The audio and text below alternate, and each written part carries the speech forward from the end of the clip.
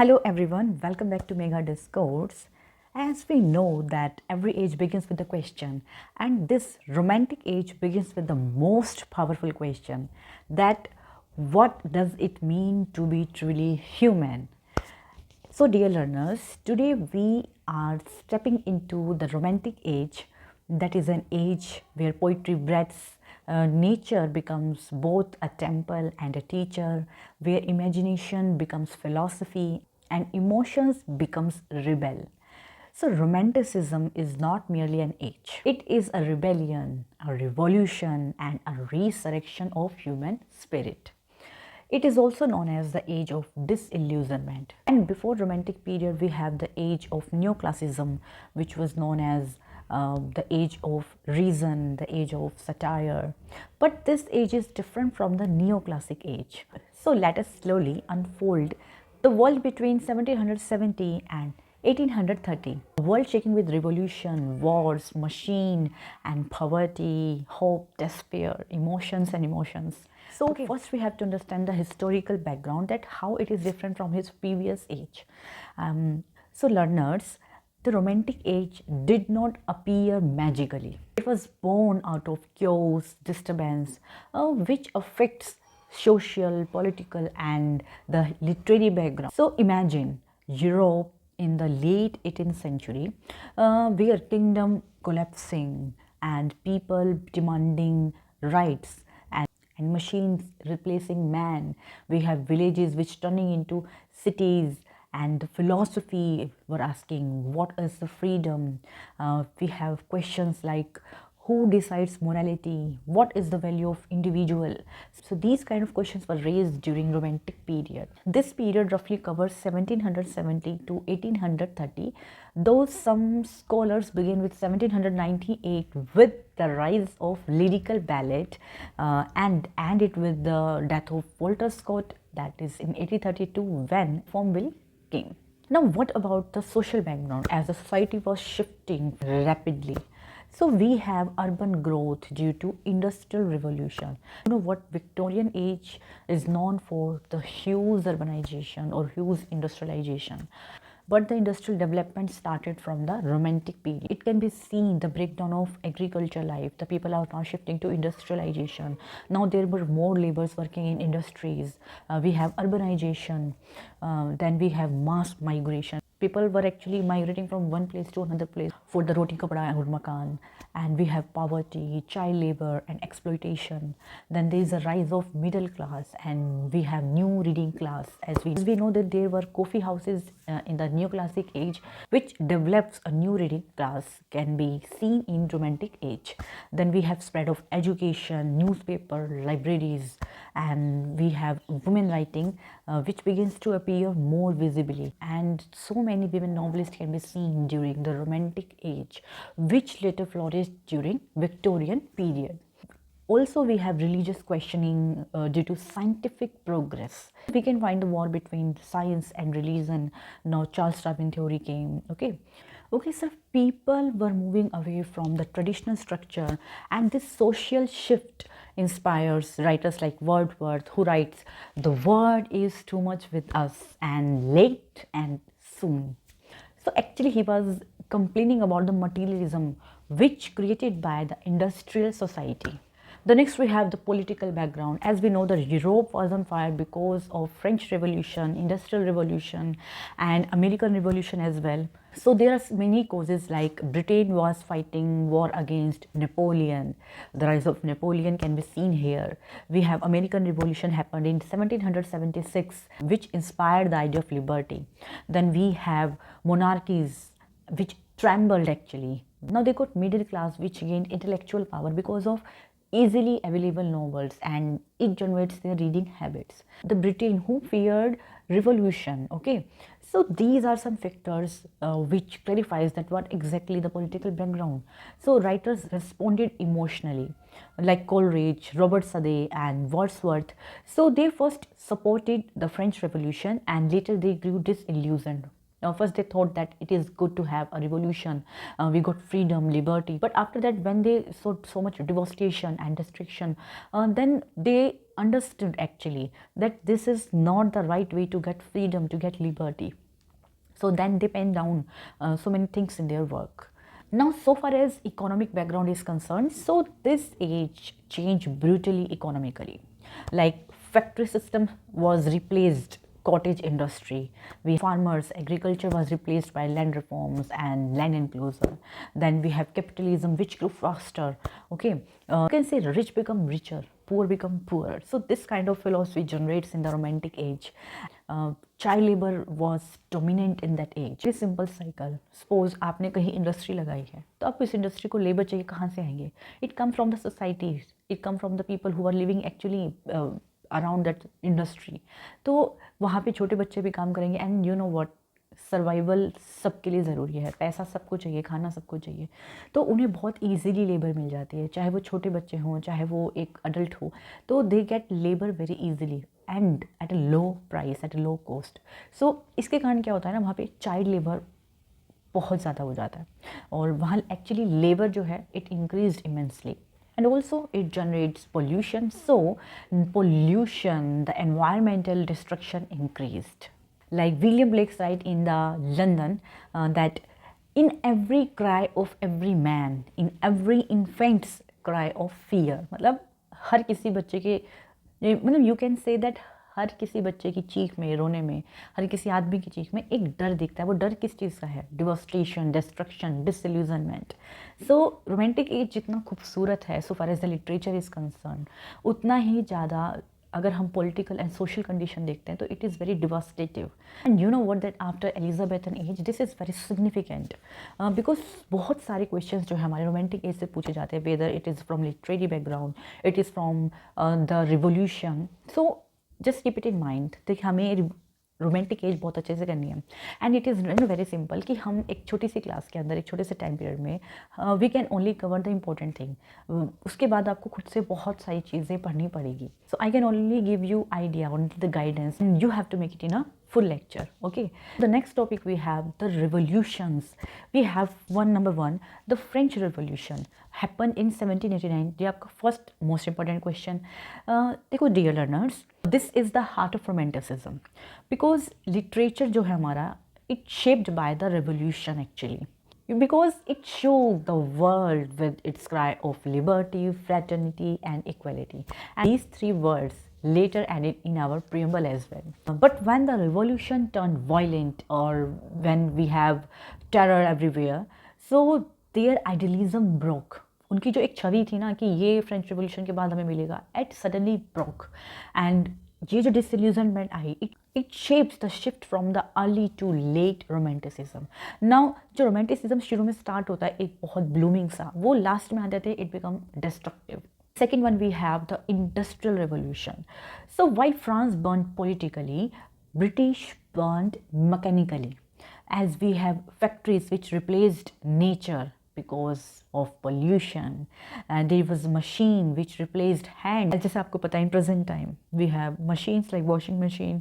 उससे पहले हाथ से कपड़े धोने का रिवाज था, बट नाउ हमारे पास मशीन है.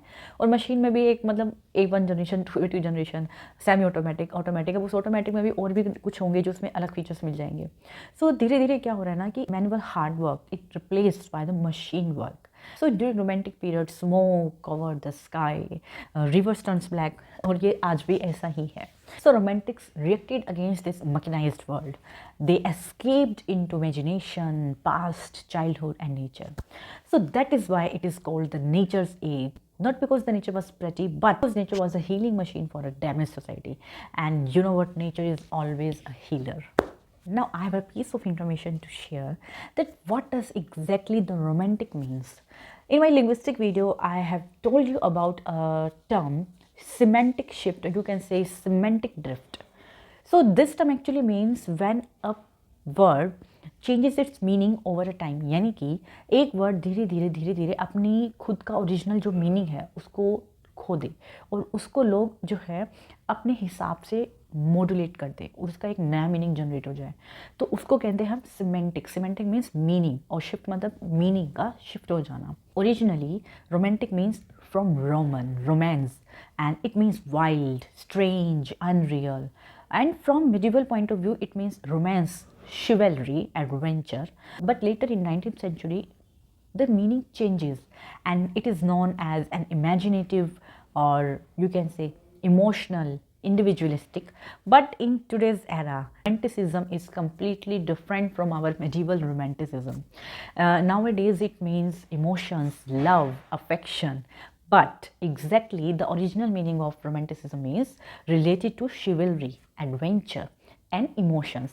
Yes, Wordsworth's famous definition that romanticism is what? The spontaneous flow of powerful feeling. So romanticism moved from medieval romance and adventure to subjective experience of 19th century, and now the affection and love of modern world. Now, why romantic age is known as the age of nature? So, dear learners, this is very important to know why this is known as the nature age. Nature for romantics, it is not a sing thing. Her writer के लिए nature is different. For Wordsworth it become a moral guide. For Coleridge it becomes mystery, supernatural mystery like the rhyme of ancient mariner. For Keats it's become a living power, a source of healing. For Shelley, it becomes symbolic manifestation of the spirit. And for Blake, it becomes a secret garden of innocence. So for every writer, nature has a different meaning. Romanticism saw nature not as a scenery. There is a scenery, oh, mountain, river, lake. No, it is not just like a scenery. It is like a teacher, a healer, and companion, philosopher, and a spiritual presence. So that's why we can say that romanticism is the greatest nature movement in English literature. Now let's move to our another part, literary background. So students, literature of romantic age did not rise suddenly.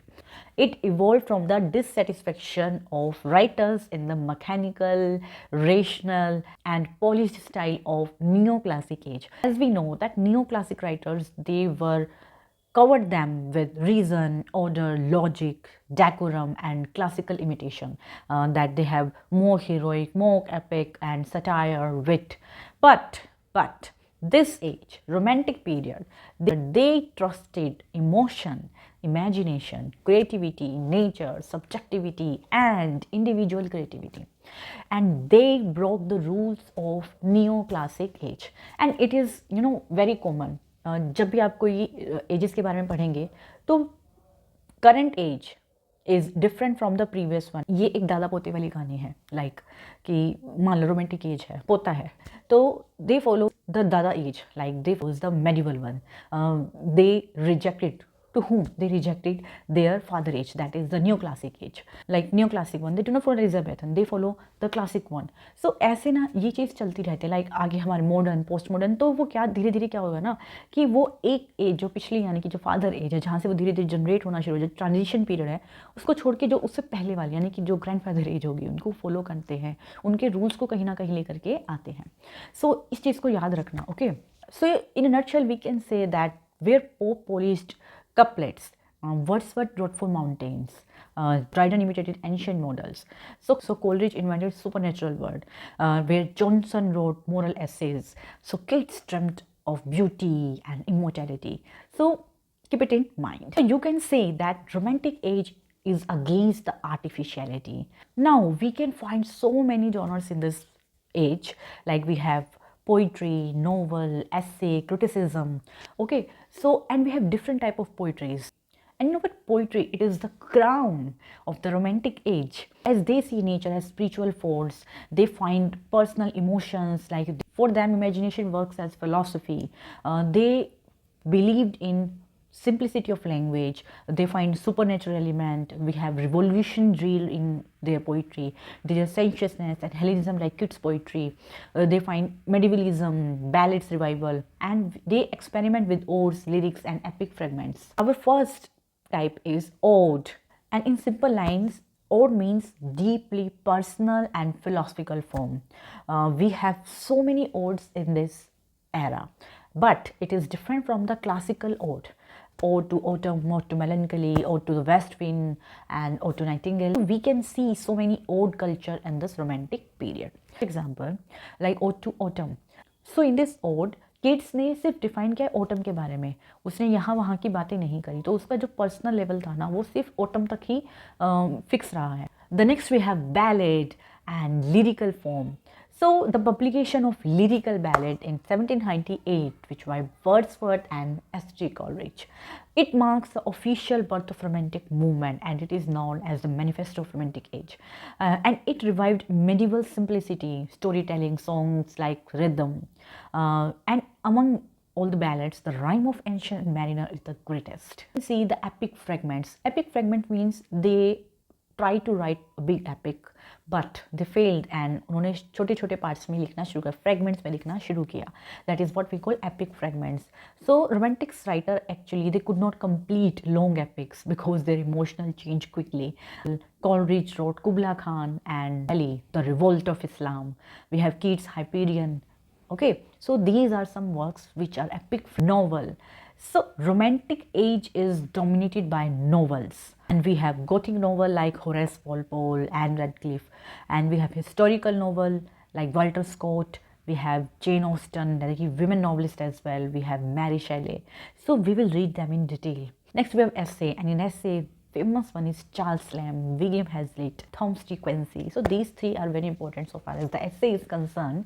Next we have criticism. In criticism, Wordsworth, S.G. Coleridge, Shelley, all are very important. S.G. Coleridge has given the term willing suspension of disbelief, okay, and William Wordsworth had given the poetic diction. So we will read about all in detail. The next we have drama, but drama was the weakest genre in this age. Theatre was dominated by farce and melodrama. So romantics wrote closet drama, meant to be read, not stage. So closet drama means जिनको हम stage नहीं कर सकते, only हम पढ़ सकते हैं.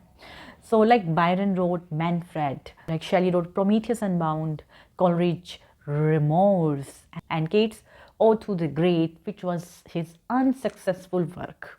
Let us begin with the woman novelist in the Romantic age. So before we meet Wordsworth, who was wandering among daffodils, before we read Byron, who was thundering across Europe like a storm, the Romantic age quickly opened a new door, the rise of women novelists. So that why women novelists rose in this Romantic period.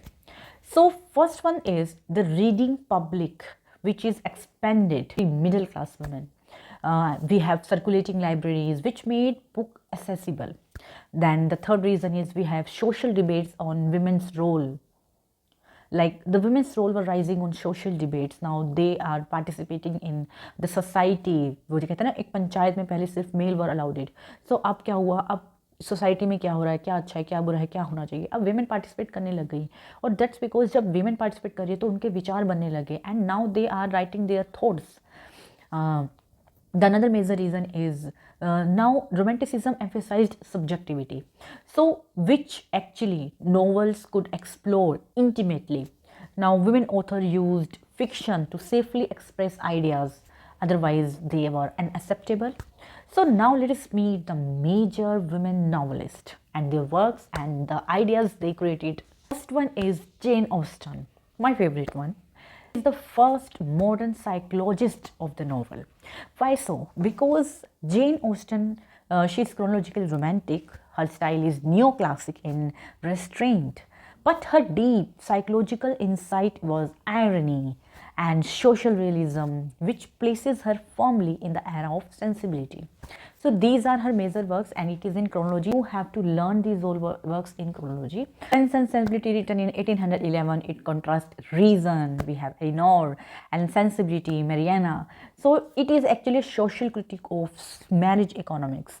The next, she wrote Pride and Prejudice, which have also the marriage theme, where pride is Darcy and prejudice is Elizabeth.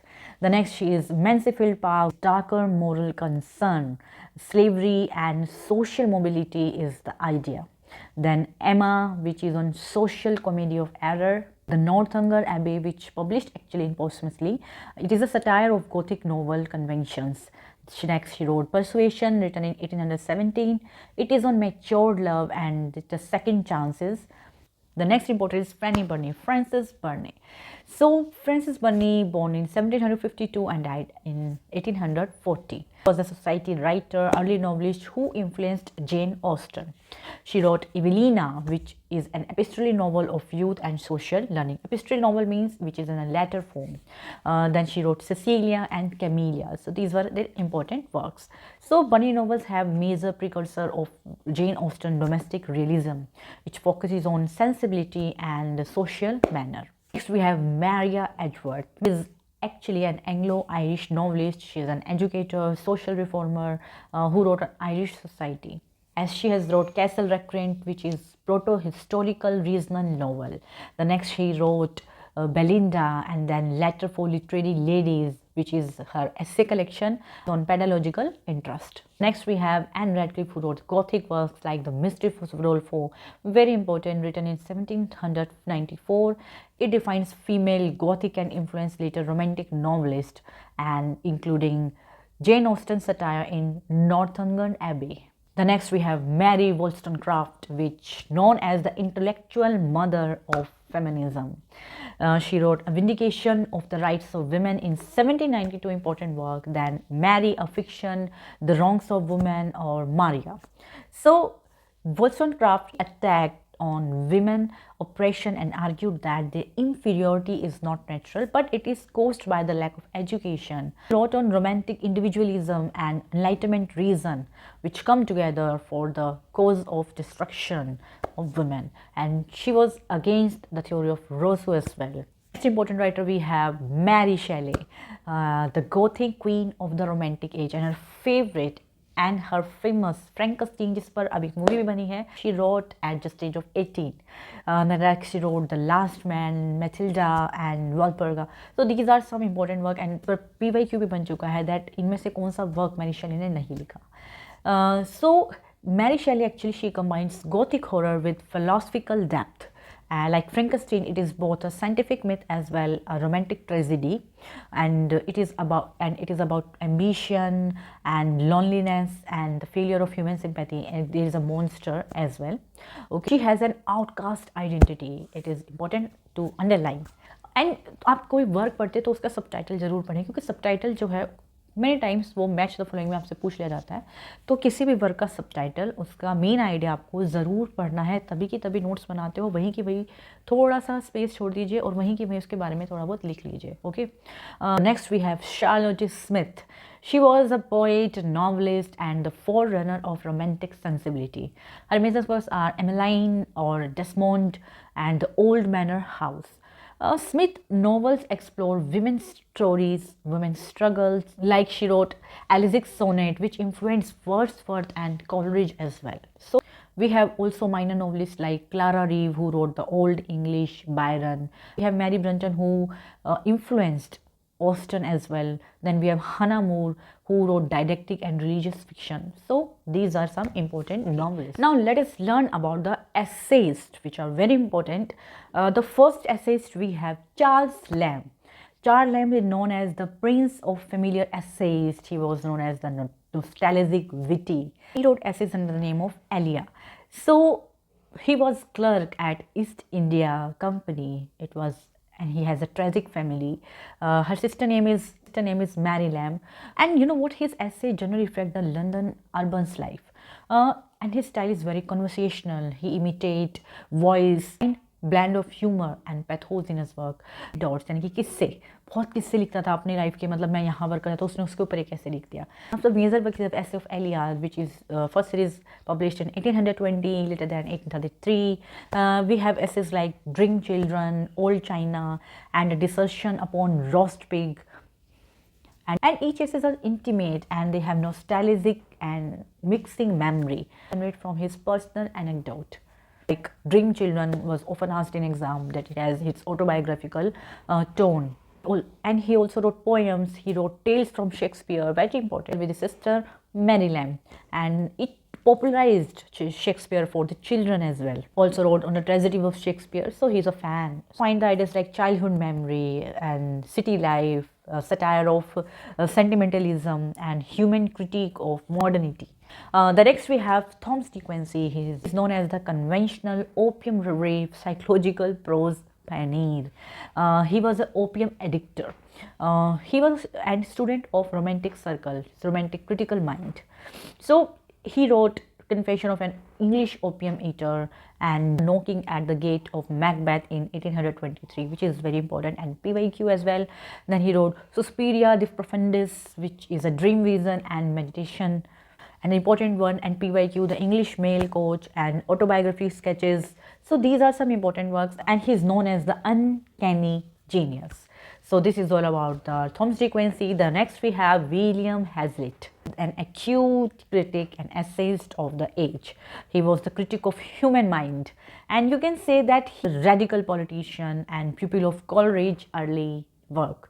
So his style is very argumentative. His intellectual portraits of contemporary writers, he emphasized on spontaneity and moral perception. His important works are Character of Shakespeare's plays written in 1817, which actually critically portrays the Shakespeare work, Shakespeare's psychology as well. The next he wrote The Spirit of the Age. It is an essay on writers, thinkers, especially Byron, Coleridge and Wordsworth. So wrote Table Talk, which is essay on art, literature and society. This essay is My First Acquaintance with the Poets. So important one. सब important works, और इसके अलावा आपको थोड़ा सा इनके बारे में और क्रिटिकली पढ़ना पड़ेगा, सो दैट एक बार रफली इनके वर्क्स की रिवीजन लेना, क्योंकि क्या होता है ना, समटाइम्स क्रोनोलॉजी में एक ऐसा फ़र्क पूछ लेते हैं जो बहुत इनफेमस होता है. उसके लिए हमें एक बार इनके वर्क्स को थोरोली देख लेना चाहिए कि ये वर्क्स हैं, और इनके इंपॉर्टेंट वन हमें याद होने चाहिए, कौन सा पहले आया कौन बाद में आया, सो दैट क्रोनोलॉजी में थोड़ी सी हमारे को हेल्प हो जाए. Now let's do some important major writer of the Romantic age. The first one we have William Wordsworth, known as the high priest of nature or poet of memory and childhood. One thing about William Wordsworth that he used very simple language. His diction is very democratic. He has colloquial speech that is easy to understand. The famous line that poetry is spontaneous overflow of powerful feeling recollected in tranquility. It means कि आपको पहले तो feel करना है, and then you have to reflect it. ऐसा नहीं है कि आपने कोई चीज़ देखी और आप बनाना शुरू कर दो या फिर बैठा बैठा है, ऐसा नहीं. लाइक जैसे उसकी पोएम में कहता है कि मैं 5 साल बाद उस जगह गया और मैंने इसके बारे में लिखा, लाइक इन टिंटन एबे.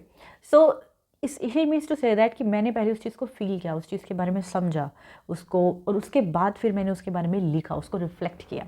सो this kind of philosophy he had treatment. He has pantheism in his work, like nature as living moral and holy force. God is in nature, and nature imbues human mind with moral insight. He used blank words and common speech in narrative poems like Michael Lucy poem Solitary Reaper. Okay, because इनका क्या मानना था कि आप language जो है ना, जो पोइटिक डिक्शन होना चाहिए वो बहुत कॉमन होना चाहिए ताकि हर कोई उसे समझ पाए, हर कोई उसे पढ़ पाए. It is not should be artificiality नहीं होनी चाहिए कि आप बहुत बड़े बड़े वर्क्स को लिख दो, बहुत एक एलोक्वेंट लैंग्वेज लिख दो और कोई कुछ समझ ही नहीं पा रहा. दैट्स वाई रोमांटिक्स जो थे ना, they were against the new classic writers on rural and rustic life. Was interested deeply in peasants life, agriculture life and moral simplicity. Lyrical ballad written in 1798 with Coleridge wrote written 4 poems. It was a manifesto and radical experiment, and it has poems of common life. The next he wrote Preface to Lyrical Ballad in 1800 and the final 1802. It is a critical manifesto. It defines poetry and poetic diction. So underline this thing. The next he wrote Tintern Abbey. It is a meditation on memory and nature's moral power. Prelude, which is published posthumously, and it is an autobiographical epic. It has poetic growth and self-development. It is known for his autobiography. Okay, the next is Michael Matthew, Intimation of Immortality. It is on fading vision of childhood and latent immorality. Also wrote sonnets. The word is too much with us. Okay, important one. So he revived sonnet in romantic period.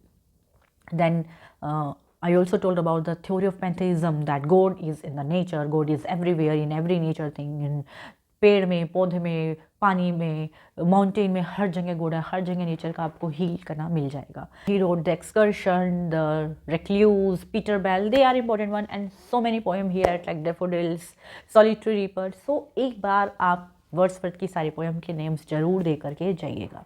The next we have Samuel Taylor Coleridge, the important one and the marvelous one. He's known for his imagination, his supernatural appeal and the criticism. Like Biography of Literature 1817, he defines primary imagination and secondary imagination, what is difference between them, and fancy and imagination में क्या difference होता है. He has given some important key terms like willing suspension of disbelief, उसको भी हम पढ़ेंगे. Before that एक बार हम देख लेते हैं क्या क्या लिखा है हिस्ट्री कॉलेज ने. 5 long narrative ballad like the RAM of ancient mariner and dream vision of कुबला Khan and fragmentary Gothic Christabel. So these are the important work, like in the Rime of Ancient Men he wrote water water everywhere and no drop to drink, important line. And so why there is a supernatural element in this poetry, like is introduced albatross, a huge creature, but in reality it is not like that. Okay, Kubla Khan, a fantasy dream poem, which has rich visual imagery. He actually, it is an anecdote in which he ate opium, and the idea of poetic creation as fragmentary vision came in his mind. The Christabel, which is unfinished, it is gothic and uncanny. Now the main important term willing suspension of disbelief क्या होता है. देखो, किसी इस word को समझना है तो आपको पहले उस वर्ड को ब्रेक करना पड़ेगा रूट वर्ड से. विलिंग इच्छा से, सस्पेंशन मतलब किसी चीज़ को स्थगित कर देना, ऑफ डिसबिलीव जिस पर बिलीव किया ना जा सके, यानी कि अपने इन सिंपल वर्ड्स अपनी इच्छा के अनुसार जिस पर विश्वास ना किया जा सके आपको उस पर विश्वास करना है.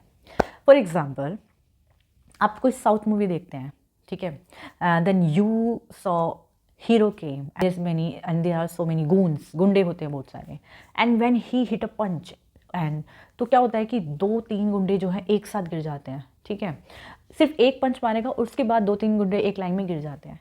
सो this is what we call willing suspension of disbelief, कि आपको पता है ऐसा पॉसिबल नहीं है but still you have to believe, क्योंकि आपको वो दिखाया जा रहा है, आपको अच्छा लगता है और उसे देख के आप ट्राई भी कर सकते हैं कि मैं भी एक ऐसा पंच क्यों ना दे दूँ. So this is what we call willing suspension of disbelieve, यानी कि चीज़ें ऐसे एग्जैक्ट है नहीं, but like the story of Harry Potter और you have some Marvel movies and we have serials Naagin, जिसके अंदर एक इच्छाधारी नागिन की स्टोरी है, बट इन रियल लाइफ ऐसा नहीं होता है. ठीक है, इच्छाधारी बाज भी हो गया, नेवला भी होता है, and so many. So this is what we call the willing suspension of disbelief, and I think आप भूलेंगे भी नहीं इसे. एंड इसने जो ये थ्योरी जो दी थी ना, it is associated with Gothic and supernatural works. We have P.B. Shelley, Percy Bysshe Shelley. Percy Bysshe Shelley, he is a very revolutionary poet, an idealist and a lyrical radical. He is a rebel poet. He is known for his rebel identity. He was an atheist. Because of his atheism, he was suspended from the college. He wrote To a Skylark, very famous one, which is an idealistic poetic song. He wrote Ode to West Wing, important. Most of the exam में आपको ये work देखने को जरूर मिलेगा. It is written in Tarja Raima. It is the only work which is written in Tarja Raima actually. He wrote that nature as a catalyst for the social change. He used wind as destroyer and preserver, poet as prophet, and the famous closing line that if winter comes, can spring be far behind?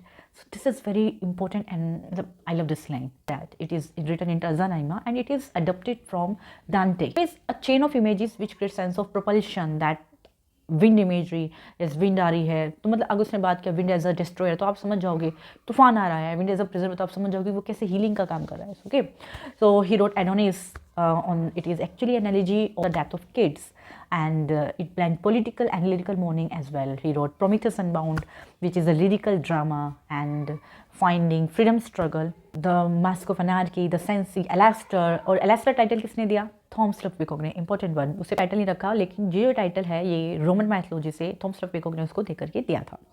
Hellas and The Triumph of Life, which is unfinished actually. So these are some important works written by Percy Shelley.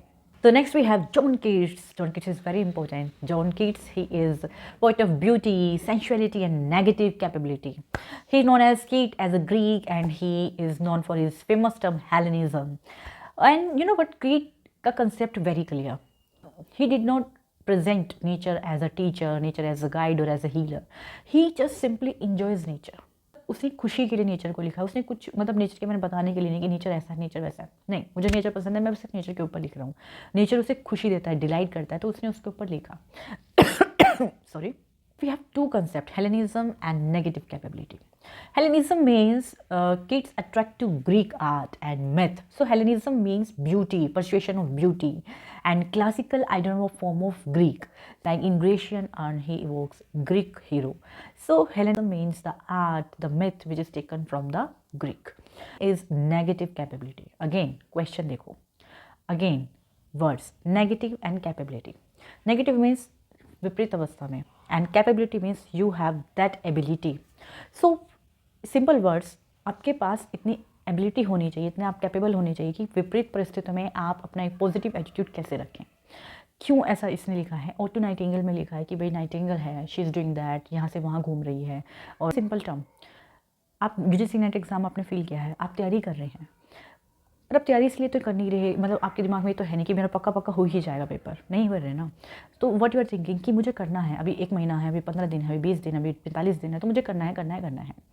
तो ये मान लो आपने exam दिया, आपके 1-2 question गलत होगी, but उसके बाद भी आपके पास एक ऐसा एटीट्यूड होना चाहिए, कोई बात नहीं, हुआ ना हुआ, एक तो सेकंड चीज़ है, but I have learned a lot, मैंने बहुत चीज़ें सीखी हैं. तो एक नेगेटिव परिस्थिति में you have a positive attitude, that is what we call the negative capability. You have to live with uncertainty and doubt without irritable reaching after fact and reason. You have to accept mysteries. Okay, there is a no place कि ऐसा क्यों हुआ, ऐसा क्यों नहीं. Okay, हो गया, कोई बात नहीं. तो आपको अनसर्टेनिटीज़ में डाउट के साथ रहना है, लॉजिक नहीं लगाना, रीज़न नहीं लगाना. That is what we call negative capability.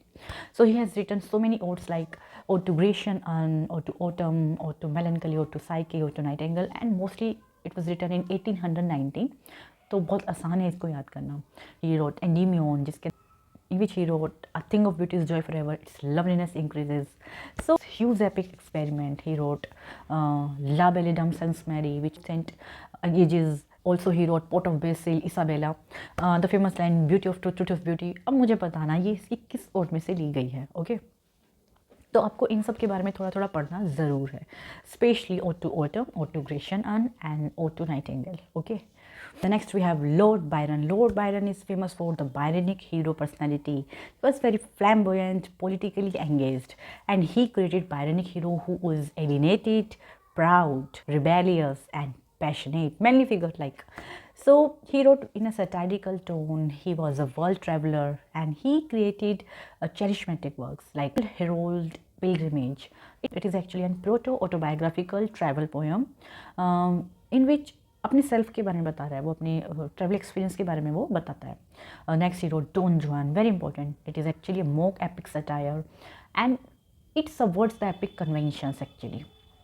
The next is wrote Manfred, dramatic poem of consciousness and guilt. He wrote Hours of Idleness, important one, written in 1807. Cain, of Judgment. So these are some important works written by Lord Byron. When we have William Blake, he was a mystic, visionary, and prophetic poet and painter as well. So he wrote visionary mythologies. He has prophetic books. He was actually a critic of industrial modernity, like the Songs of Innocence and Songs of Experience, which he combined later. He wrote The Marriage of Heaven and Hell, which is a prophetic satire actually. He wrote Jerusalem. It is a national myth. So William Blake attacks institutional religion and industrial oppression, like London poem. So, and his famous work is The Chimney Sweeper, which is on innocence against experience. So it actually illustrates the social concern. The next we have Horace Walpole, who wrote The Castle of Otranto, important one, in which he coined a term serendipity is very important. हम आज के time में बहुत use करते हैं इस word को. तो we have Walter Scott. Walter Scott is father of historical novel and he wrote Waverley novels. It is actually a series of novels. He wrote Ivano and Rob Roy, important one. He also wrote Kenilworth and The Heart of Midlothian. So these are some important works. In the Waverley novel, Guy Mannering is very important work. I must say, हमारे पास बहुत सारे work करने के लिए, लेकिन कभी कभी वो ऐसा क्वेश्चन पूछ लेते हैं ना कि जिसे उम्मीद नहीं होती. तो मैं अगेन कह रही हूँ कि आप जो राइटर पढ़ रहे हैं, जो मैं बता रही हूँ, या जो आप कहीं से भी किसी सोर्स से पढ़ रहे हैं, तो उनके बारे में एक बार डीप में ज़रूर पढ़ लीजिएगा. Okay. Next we have Robert Sadeh. He was poet laureate and he wrote Thalaba the Destroyer, The Curse of Kehama, important one. We have Walter Levage, who is known as a poet's poet as well after, and he wrote Imaginary Conversation, which have 5 or 6 publication as well, and the final we got in 1846. Next we have Leigh Hunt, who was the editor of the Examiner, and he was a supporter of Keats, and he wrote Story of Rimini. Also wrote poem Jovelina. So these are some important writers which we cover today. And the next we have to do is movements. We have so many important movements in the Romantic period. The first we have Graveyard School of Poetry, and we covered it in our previous lecture in Neoclassic Age, but okay, let us remind it that what does exactly graveyard means. Graveyard means जो melancholy poetry जिसमें रोना धोना लगा रहता है. We have theme of depth, solitude, night and graveyards, यानी कि कब्र कब्र आपको दिखेंगी. So it is inspired actually by romantic gloom. The father figure of graveyard poetry is Thomas Gray, who wrote Elegy written in country churchyard, like the paths of glory lead but to the grave. यानी कि आप कुछ भी करेंगे सब कुछ मिल जाएगा, last में आपको कब्र में ही जाना है. तो अपना अंदाज, अपना स्वभाव बड़ा अच्छा रखिए. So this is what about graveyard poetry. The next we have Gothic movement. हमने पढ़ा है already that we have so many Gothic novelist like Sterne, the castle of Otranto, the mysteries of Udolpho. Gothic means ghost related, like supernatural element we have, haunted castles होंगे, एक storm होगा, dark secrets होंगे, psychological fear होगा. So this is what about Gothic novels. We have Lake School of Poets, and you know what Lake School of Poets we have? Wordsworth, Coleridge and Robert Southey. And you know what, who coined this term? Francis Jeffrey. He coined this term, actually was a critic, and because they lived around the Lake District, that's why they were known as the Lake Poets. The famous traits were like nature, simplicity, rural life and spiritual philosophy can be seen in their work. The next we have Satanic School, and this term is coined by Robert Southey. Why? Because it refers actually rebellious, dark and anti-establishment poetry of Lord Byron and Percy Shelley. देखो Lord Byron पर्सी शेली दोनों का एक मिजाज था, दोनों rebel poet थे, बहुत revolution थे, बहुत उनके पोइट्री में आपको ना देखने को मिलेगा, मतलब नारे लगाना, पॉलिटिकल स्ट्रगल देखने को मिलेगा. तो ये दोनों एक से स्वभाव के थे. दैट्स वाई इनके लिए सैटनिक स्कूल यूज़ किया है हमारे रॉबर्ट सदे ने. Works they were morally dangerous and conservative. Okay, Cockney school, it is actually the term coin by John Lockhart, Blackwood magazine का जो हमारा हेड है उसने कोइन किया. Why so? Because to insult John Keats, Leigh Hunt, sometimes William Hazlitt as well, because they were from the middle class background. Their language is very colloquial, and that's why Lockhart coined this term to insult them. With this, we complete the Romantic Age, its background, movements, writer, philosophies, and poetic ideals.